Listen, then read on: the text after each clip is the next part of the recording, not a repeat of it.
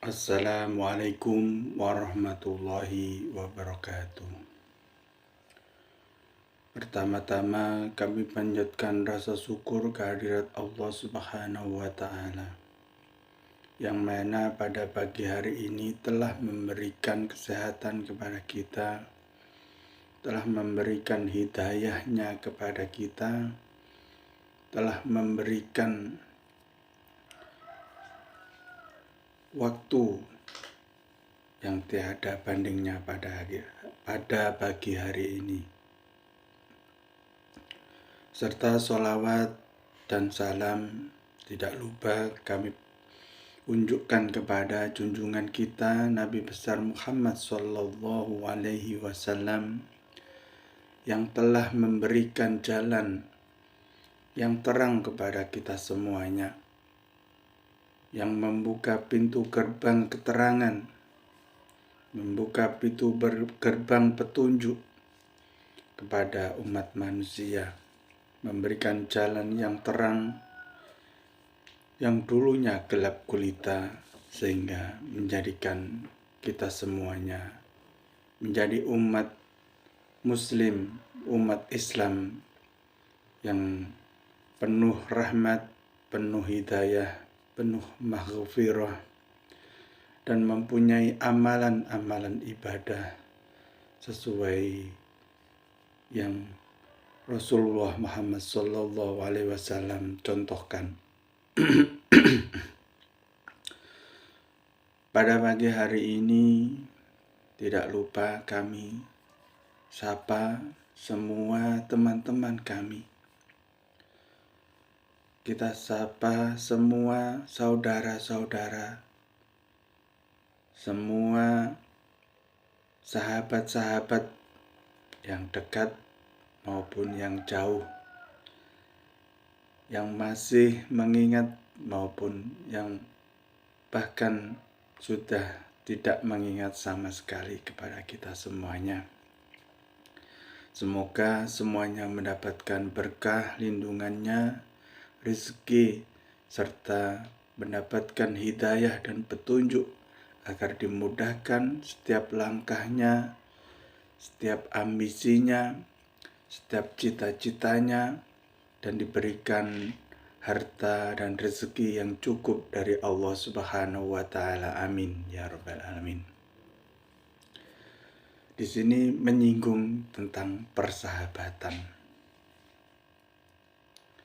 Di dalam hidup ini kita tidak akan terlepas dengan pergaulan dan persahabatan dalam keseharian kita.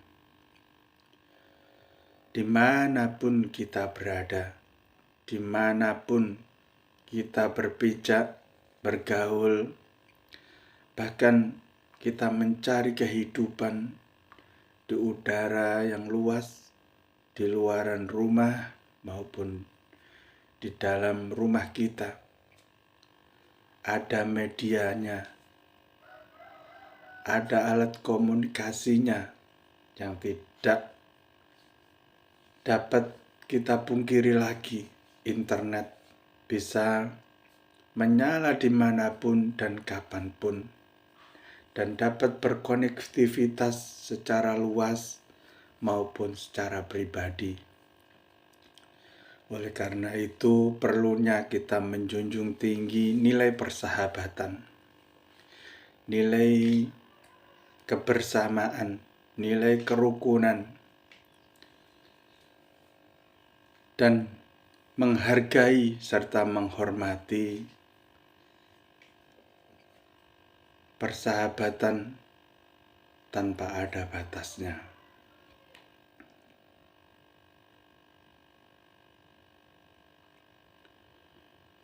Di mana ada pepatah yang bisa kita pegang dalam persahabatan. Pepatah ini sangatlah kuno untuk kita dengarkan, tetapi alangkah baiknya jika satu pepatah kata ini kita angkat dalam tema persahabatan pada pagi hari ini.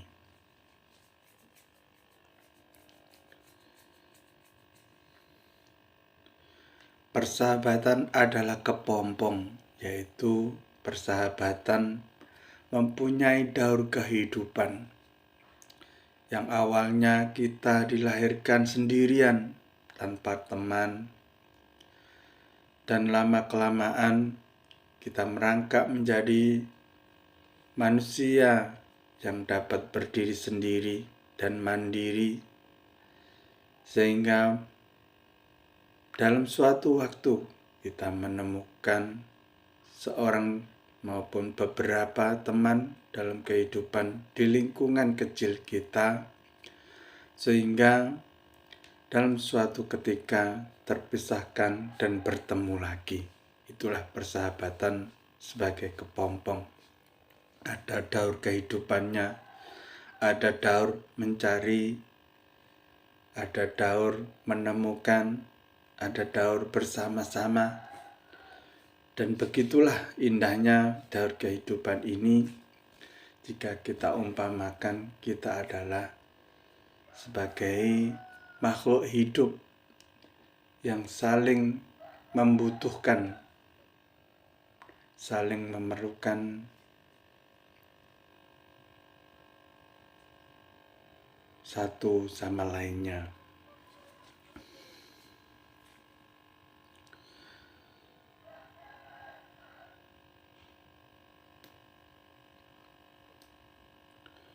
Apakah persahabatan itu dianjurkan di dalam Islam? Maka Islam menganjurkan kita bersahabat. Rasulullah sendiri dalam kehidupannya bersahabat-sahabat, berteman.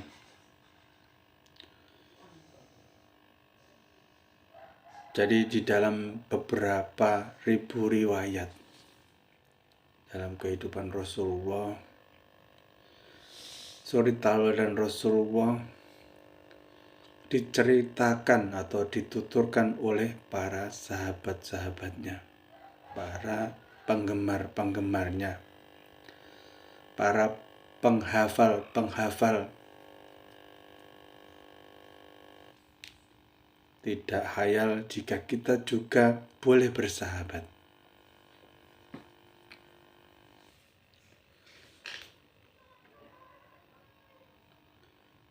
Dalam menjaga persatuan dan kesatuan bangsa ini, kita juga harus merasa membutuhkan satu dengan yang lain. Kita harus merasa saling mengisi, saling membutuhkan. Kita harus merasa satu bangsa, satu negara. Kita harus merasa bahwa kita bertanah air satu, yaitu bertanah air Indonesia. Oleh karena itu, baik jika kita masih meninggikan persahabatan dan persatuan agar kerukunan antar sesama manusia dan antar sesama umat beragama akan terjalin dengan baik, dan negara yang kita pijak ini akan menjadi tenang, tentram, makmur, serta aman sentosa. Keamanan dan kesentausaan membawa rentetan perbaikan kehidupan, karena dengan ketenangan dan kesentausaan kita nantinya menjadi lebih maju, lebih mudah, lebih tenang di dalam mencari apa yang kita cari, lebih tenang dalam menempuh pendidikan, misalnya menempuh bahtera kehidupan, misalnya belajar dan lain-lain. serta mencari kehidupan yang perlu kita butuhkan dalam kehidupan sehari-hari. Makanya itu, ketenangan adalah kunci pertama dalam kehidupan. Dengan persatuan dan kesatuan serta merasa saling membutuhkan, merasa satu nurani, yaitu satu tanah air dan berbangsa satu, mempunyai satu tekad kebersamaan dan kerukunan, maka akan memberikan keringanan beban terhadap kehidupan kita, baik secara lahiriah maupun batiniah dalam pemraktekan kita sehari-hari. Tidak hayal dengan retaknya persatuan dan kesatuan, maka akan timbullah kedengkian, timbullah kecemburuan, timbullah persaingan, timbullah acuh tak acuh terhadap satu dengan yang lainnya, terhambatlah pembangunan, banyak penduduk yang bodoh karena terganggu jika akan menempuh pendidikan dan sekolah dan sebagainya. Dan mencari ekonomi juga akan lebih sulit karena tanpa persatuan dan kesatuan maka keadaan negara kita juga akan kisruh. Selalu bercekcok, selalu tidak sepaham, selalu tidak seikhtiar, tidak memberikan kebebasan pendapat terhadap orang lain, selalu gampang tersinggung terhadap pendapat orang lain, bahkan menimbulkan pertengkaran, pertikaian, peperangan, dan permusuhan yang tidak kunjung ada habisnya. Dengan rumus persatuan dan kesatuan yang mana menyontoh dalam falsafah Islam sendiri, yang artinya yaitu ismun atau nama, lam adalah persahabatan atau berjabat tangan. Jika kita mau menyontoh Islam dengan meninggikan persahabatan dan berjabat tangan, mengakui persamaan derajat, persamaan hak, dan persamaan kewajiban sebagai warga negara yang bersatu, berdaulat, adil, dan makmur, maka kita akan hidup tenang, tentram, dan damai. Tidak akan kekurangan suatu apapun, karena persahabatan adalah kunci kehidupan. Tanpa orang lain kita tidak akan menjadi berarti apa-apa.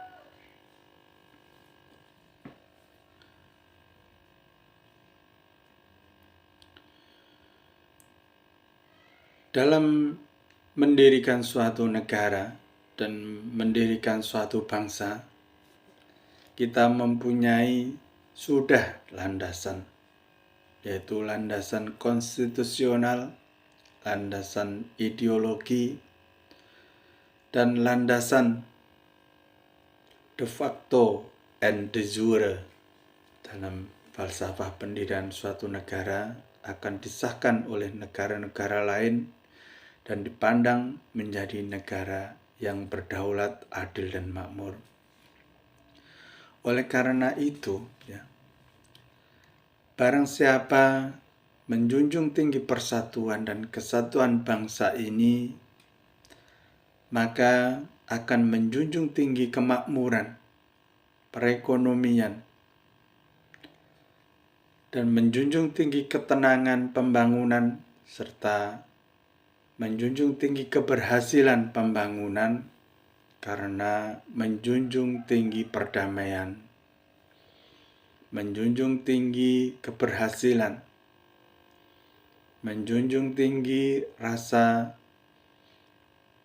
satu tanah air, satu bangsa, dan satu negara.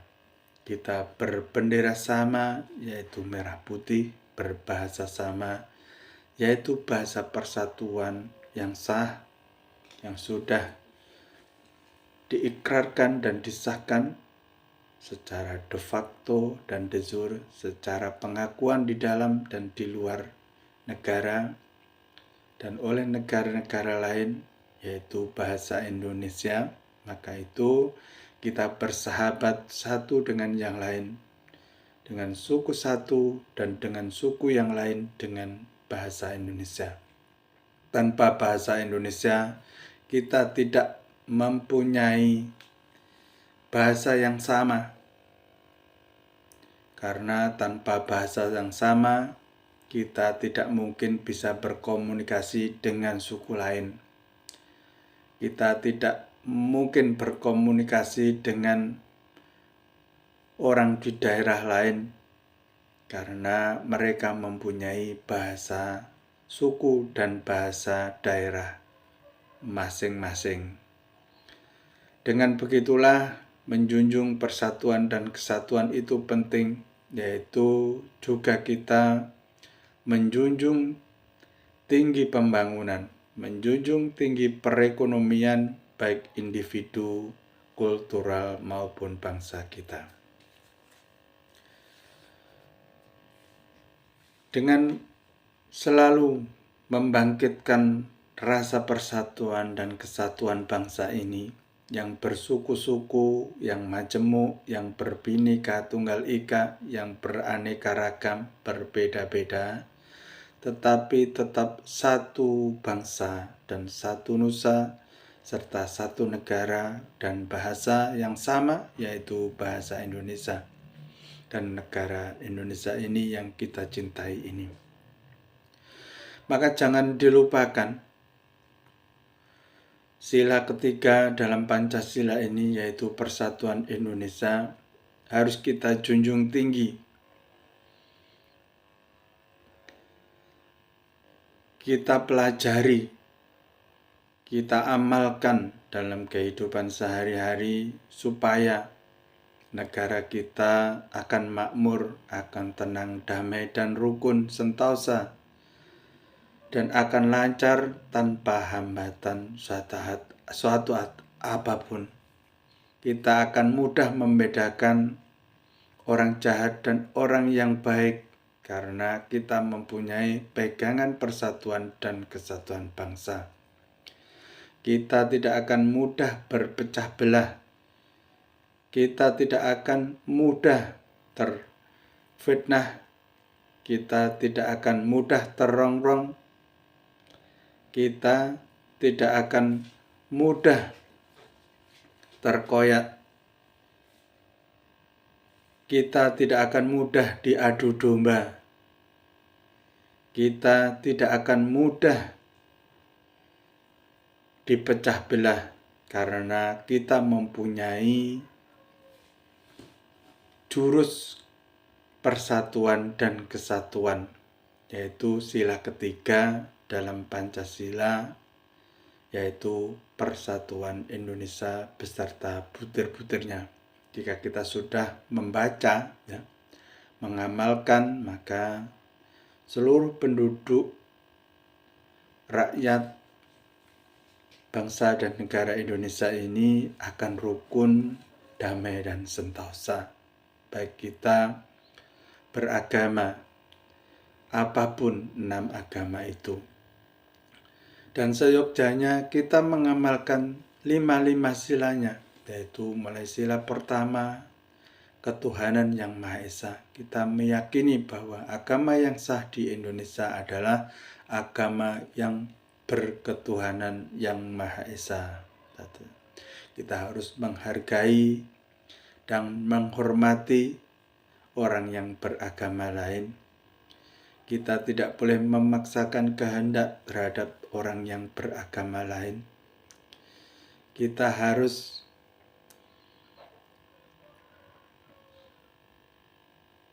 bertoleransi dan menjaga pendapat kita agar tidak mudah kita paksakan terhadap orang lain dan sebagainya.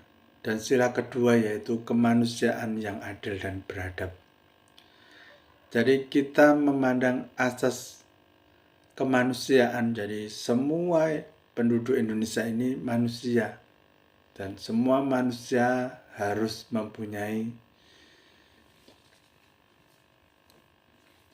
keadilan di atas falsafah yang penuh tatanan dan keberadaban.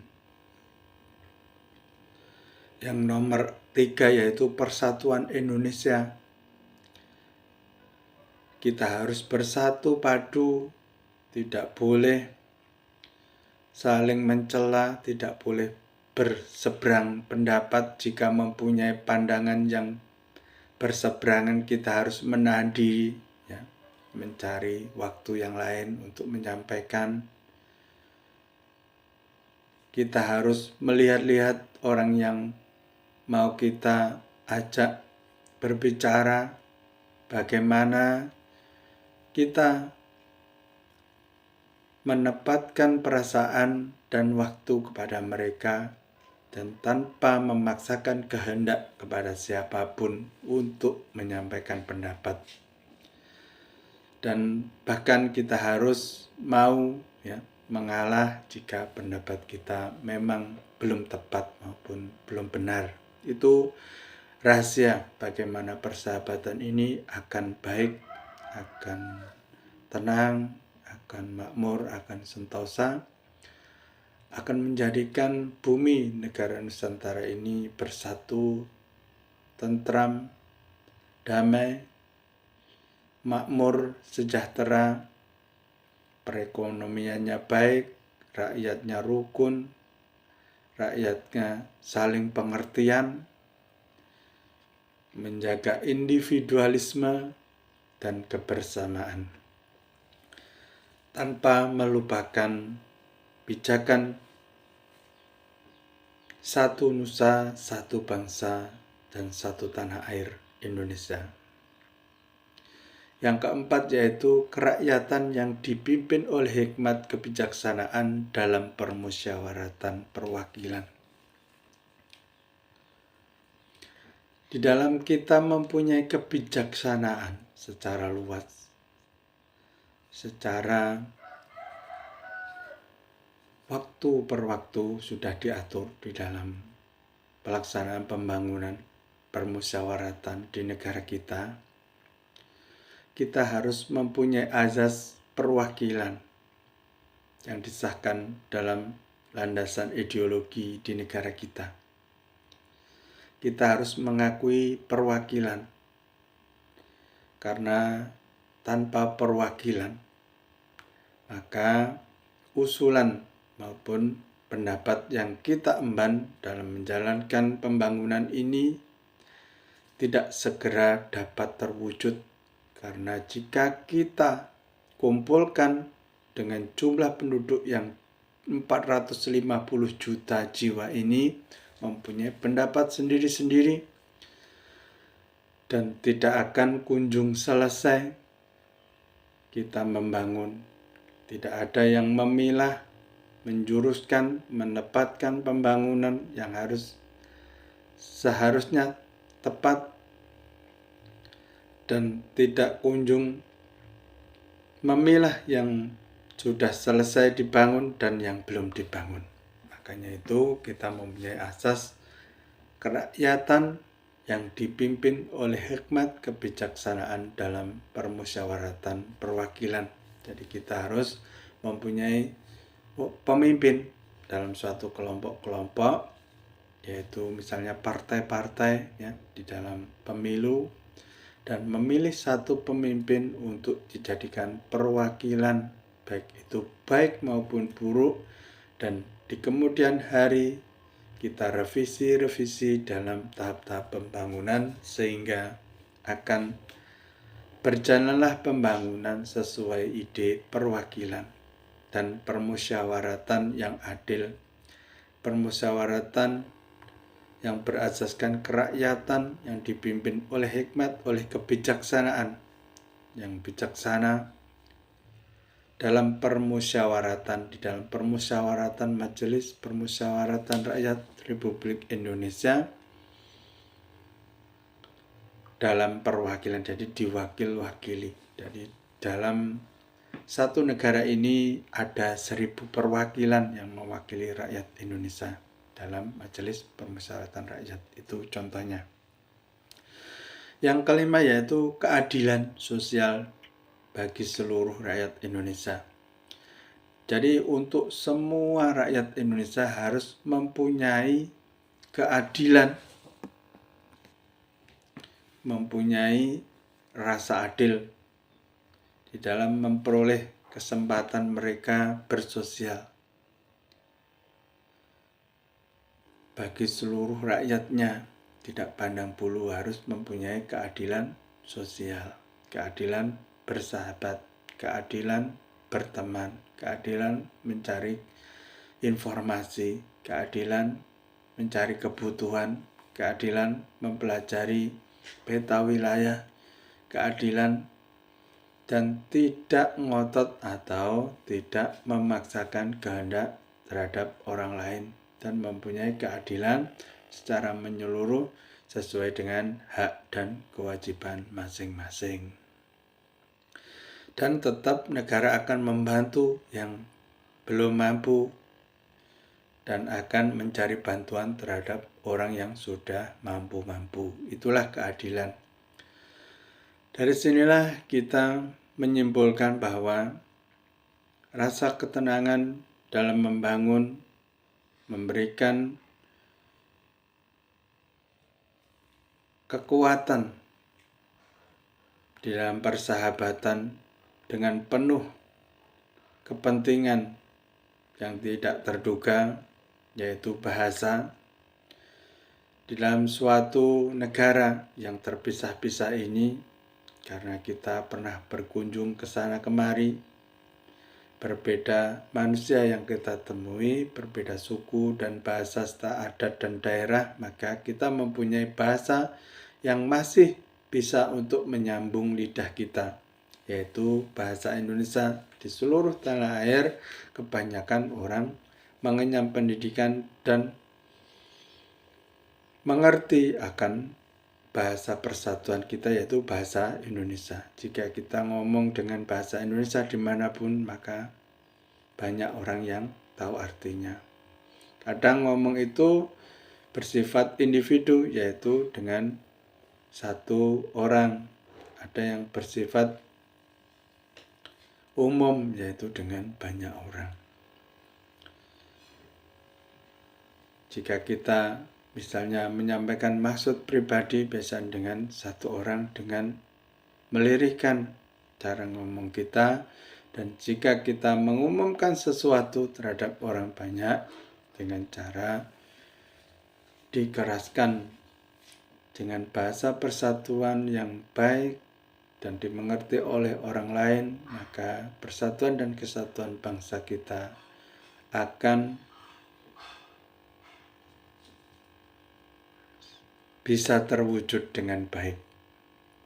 Tidak hayal bagaimana perdamaian setelah kita mencapai perselisihan, mencapai persengketaan, mencapai kata yang tidak sepakat, maka kita undur dengan dalam waktu tertentu. Supaya apa?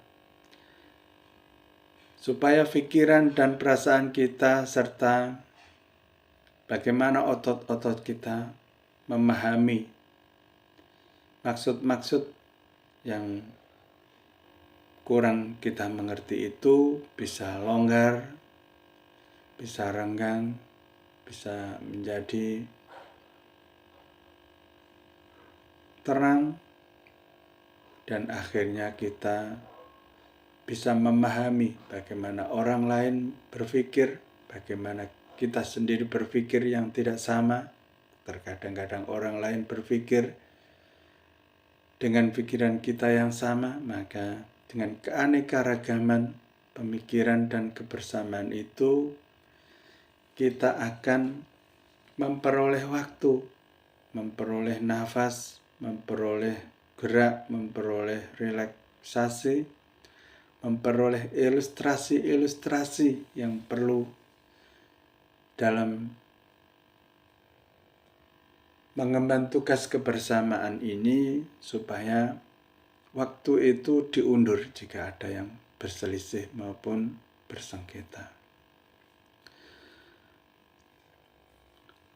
Jadi bagaimana kita menempatkan diri kita sebagai makhluk individu dan makhluk yang bermasyarakat, berkumpul dengan orang banyak, dan makhluk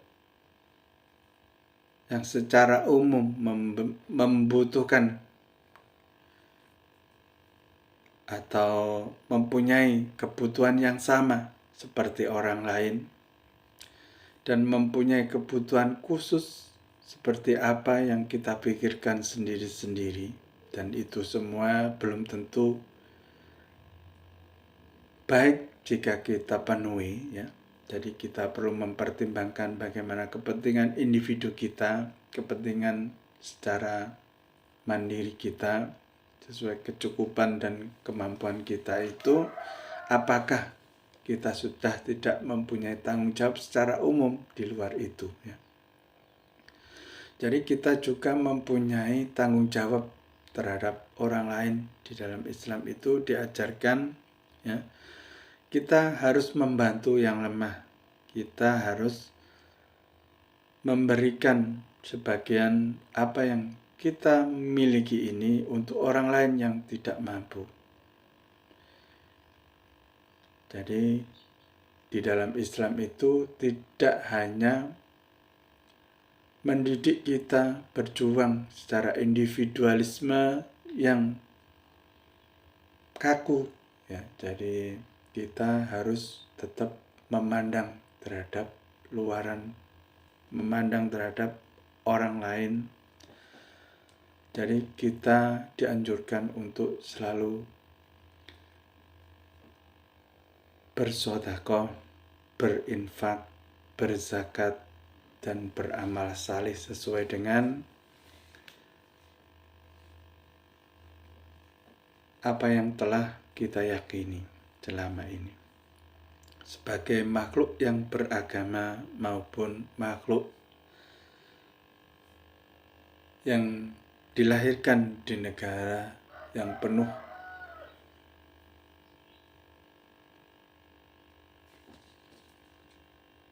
kemajemukan ini, di negara Indonesia ini, maka itu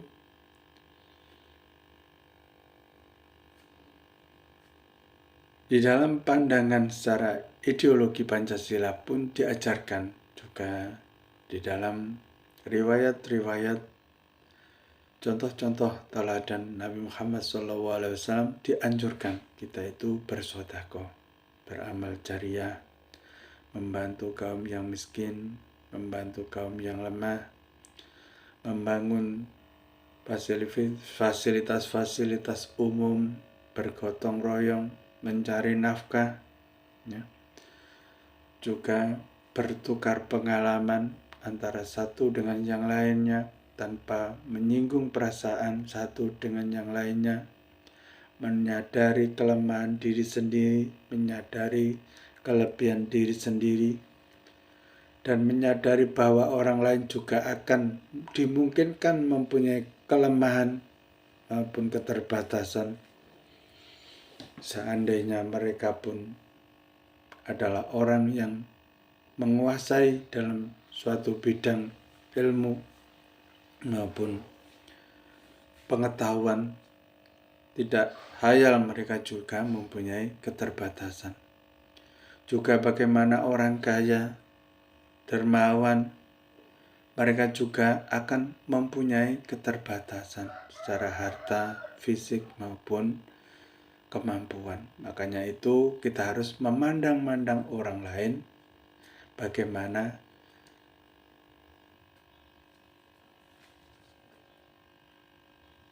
kita itu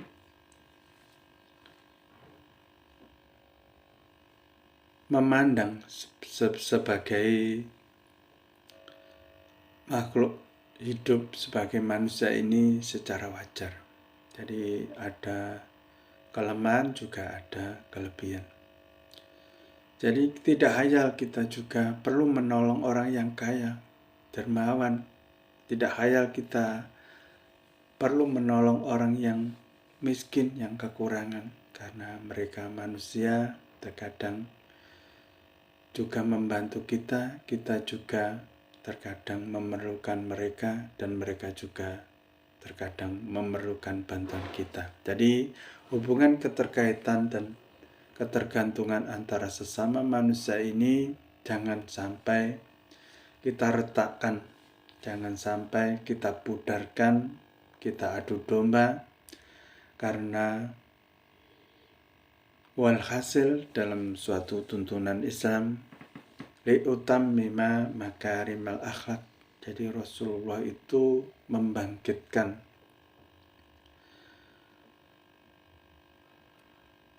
contoh dan teladan dan membawa ajaran agama yang baik, yaitu untuk memperbaiki akhlak manusia. Jadi akhlak manusia itu tata cara kehidupan manusia yang dulunya primitif misalnya, yang dulunya masih kuno, masih apa adanya, sekarang harus nunggu waktu melengkapi perlengkapan peralatan dan lain-lain. Harus menunggu waktu, menunggu modal dan sebagainya, harus mencapai tingkatan yang naik sedikit demi sedikit sehingga mencapai pengertian yang hakiki, yang meluas satu sama lain, hampir mencapai kesamaan. Itu yang diinginkan dalam pembangunan. Jika belum mencapai kesamaan, maka ketimpangan yang ada, maka akan sering terjadi ketidaksamaan pandangan atau pikiran. Jadi kita harus bersabar ya, karena tahap-tahap pembangunan itu sedang berjalan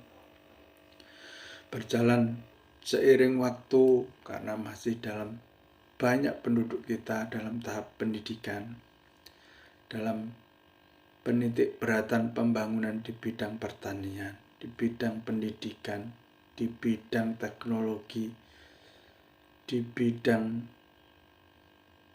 energi, di bidang keagamaan, bertahap-tahap demi waktu, maka akan menjadi semuanya baik. Dari zaman ke zaman di negara kita, mulai tahun 80-an, sejak saya dilahirkan sekitar tahun 79, maka dulu itu sangatlah masih berketimpangan-ketimpangan dalam kehidupan itu, di kota maupun di desa. Belum ada keseragaman kebutuhan antara masyarakat di kota dan di desa. Banyak sekali kehidupan itu lebih murah di desa maupun di kota tahun 80-an. Sehingga di tahun-tahun ini, di tahun 2025-2026 ini, di kota maupun di desa, semua keadaan sudah tidak ada perbedaan maupun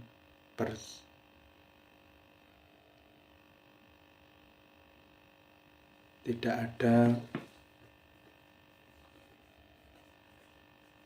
perbedaan antara kebutuhan orang kota, antara kebutuhan orang desa. Orang desa juga sudah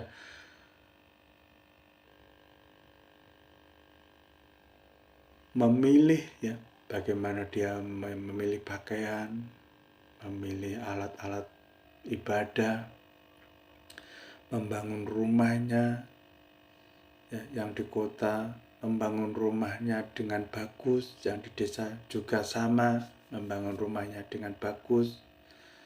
Jadi di desa makan juga sudah pakai nasi beras, nasi, dan jarang sekali seperti dulu apa adanya. Kadang makan ketela, kadang makan jagung, kadang makan ketela kering, kadang makan nasi kering, dan sebagainya di desa. Di kota tidak, di kota dihimpit dengan ekonomi yang sulit, tidak makan jika tidak kerja, tetapi di desa lebih makmur mulai zaman dahulu. Jadi di desa selalu orangnya itu tanggap, ya, tepo seliro, saling membantu jika ada orang yang tidak makan dibantu dan sebagainya. Tetapi sudah hampir tidak ada garis perbedaan antara kota dan desa. Di kota dibanguni pasar-pasar yang besar yang menampung hasil pertanian komoditi dari desa, misalnya pasar buah-buahan yang di desa melimpah, di kota dulunya belum ada, sekarang dibangun pasar-pasar. Meskipun ya ini yang masih kurang, yaitu cara mendapatkannya orang-orang kota ke pasar harus memakai uang. Nah, itu. Yang dulu kalau di desa itu kalau ada orang panen itu setiap penduduk di sekeliling kita bagikan sedikit-sedikit maupun banyak-banyak kecukupan mereka. Bahkan banyak yang tidak membeli di desa itu, ya. Ya, itu perbedaan antara kota dan desa yang masih ada benang putihnya di sana, ya. Ya, mungkin lambat laun, lama kelamaan ada, ya, pertokoan yang menggratiskan, ya, komoditasnya di kota, ya. Sayur mayurnya, ketelanya biasanya, ya, mulai sekarang sudah ada ini, ya. Itu memang, ya, dari pedagang dari desa jika mempunyai hasil komoditi yang melimpah disetor ke kota. Di sana ada koordinirnya, dikasih tahu jika yang sekian persentase gratis, yang sekian persentase mungkin untuk biaya ongkos perjalanan pulang pergi. Sebagian ada yang seperti itu, sebagian ada yang petani-petani di kota dijual keseluruhan, seluruhnya membayar. Tetapi sudah ada, ya, dari berbagai toko kami survei, ya, kita sempat mempunyai tempat tinggal di kota, ya, kemarin. Kita lihat bagaimana pedagang-pedagang menjual tahu, sayur mayur, mie, daging, telur, ya, bahkan tidak bawa uang, bahkan uangnya kurang pun mereka ikhlaskan untuk kepentingan sehari-hari. Itu sudah berjalan dengan baik. Tetapi banyak, ya, banyak juga, ya, penduduk yang masih belum tahu, ya, masih merasa risih, malu karena tidak terbiasa, biasanya tidak ada, ya, komoditi yang tidak membayar cara mencarinya di kota-kota itu, ya, begitu. Dan nanti lambat laun secara informatif, ya, secara produktif, secara distributif, ya, akan dijelaskan lama kelamaan oleh Bapak Menteri agar bisa menyeluruh ke seluruh tanah air Indonesia, lama kelamaan oleh Bapak Gubernur, lama kelamaan oleh Bapak Bupati, dan lama kelamaan oleh Bapak Camat dan Kepala Desa di daerah masing-masing. Supaya apa? Terjadi sinkronisasi kebutuhan. Sebenarnya rakyat desa kebanyakan ingin menolong mereka yang berkehidupan di kota. Karena apa? Kita merasa satu tanah air, satu bangsa dan satu negara. Penduduk desa juga mempunyai saudara di kota. Penduduk kota juga mempunyai saudara di desa. Tetapi kabar yang bergulir di televisi, radio mengatakan bahwa penduduk kota sering kurang gizi, ya, sering kelaparan, jika tidak kerja, tidak punya uang, tidak makan, dan sebagainya. Maka kasihan sekali, ya, kita mendengarkannya seperti itu, bahwa kita mempunyai lahan yang luas di desa ya, dan satu petak tanah yang berukuran 1 hektar dan beberapa petak tanah yang berhektar-hektar yang lainnya bisa kita sumbangkan ke kota, begitu maksudnya. Dan kita mencari tenaga kerja yang mau mengolah tanah agar yang lain dipakai untuk kehidupan mereka sendiri sesuai kebutuhan keluarga dan kecukupan anak serta istri mereka. Yang lain mau bekerja sebagai ganti sewa tanah mereka untuk disumbangkan ke kota, begitu hasilnya. Jadi akan terjadi keberagaman pemenuhan kebutuhan, di samping pemerintah juga mengusahakan, rakyat sendiri juga mengusahakan, dan kita semua yang ikhlas menyumbangkan waktu, tenaga, dan lahan kita serta komoditi kita agar disumbangkan. Walhasil, barakallahu minna wa minkum, taqabbal ya karim. Aqulu qawli hadha astaghfiru innahu huwal ghafurur rahim. Allah selalu beserta orang-orang yang sabar, yang berserah diri, yang mau ikhlas memberikan tenaga, harta, waktu, tidak lain hanya kepada orang lain, karena hanya ingin beribadah kepada Allah Subhanahu wa Ta'ala dengan penuh ikhlas dan dengan penuh rasa kasih sayang, dan tiada memohon balasan sedikit pun, karena keikhlasan itu adalah hidayah dari Allah Subhanahu wa Ta'ala. Wa'afu minkum wa maghfirana wa maghfirakum. Semoga Allah memaafkan segala kesalahan dan kekhilafan kita selama ini yang masih berseteru, sering bertukar pandangan yang tidak sejalan, sering bertikai, sering berselisih. Semoga dibukakan jalan yang terang, jalan yang lapang, jalan yang bersih, agar senantiasa diberikan berkah ganti imbalan yang lebih baik dan menjadi rukun serta bersahabat, damai, sentosa, makmur, sejahtera untuk selama-lamanya. Amin ya rabbal alamin. Rabbi ghfirli warhamni wajburni warfa'ni warzuqni wahdini wa'afini wa'fu anni. Rabbi shrahli sadri wa yassirli amri wahlul 'uqdatam min lisani yafqahu qawli. Rabbana taqabbal minna innaka antas samiul alim. Rabbana wa tub 'alaina innaka antat tawwabur rahim. Rabbana ghfir lana dzunubana wa kaffir 'anna sayyi'atina ma'al abrar. Allahul kafi, Rabbunal kafi, qasadanal kafi, wajadanal kafi, likulin kafi, kafanal kafi, wa ni'mal kafi, walillahil hamd. Rabbi shrahli sadri wa yassirli amri wahlul 'uqdatam min lisani yafqahu qawli.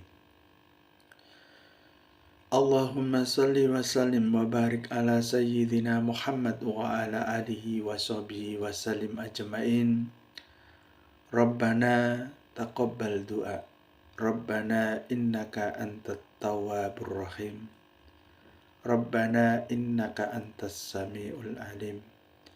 Rabbana ya Rashidu ya Jabbaru ya Khaliqu ya Bari'u ya Qawiyyu ya Matin